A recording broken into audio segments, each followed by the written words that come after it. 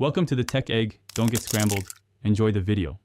In this video, I will explain how to avoid pointy darts. First, always maintain a safe distance from anyone throwing darts. A minimum of 10 feet is a good guideline to ensure you are out of the immediate danger zone. Next, protect your eyes with appropriate safety eyewear.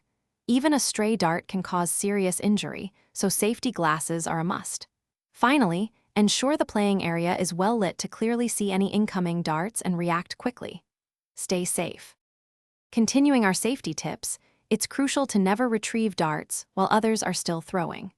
Wait until everyone has finished their turn to avoid accidental injury. Consider using darts with blunt or soft tips, especially for casual play or beginners, as these significantly reduce the risk of harm. Also, clearly define the throwing line and spectator areas. This helps everyone understand where it is safe to stand and watch the game unfold. To further prevent accidents, regularly inspect your darts for any damage.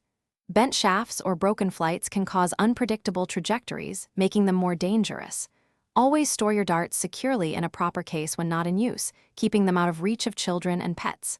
Finally, practicing good throwing technique is essential. Improved accuracy means fewer stray darts, enhancing safety for everyone involved in the game. Consistency is key. For a truly safe and enjoyable dart experience, always supervise children closely when they are playing. Their developing motor skills mean they need extra guidance and oversight.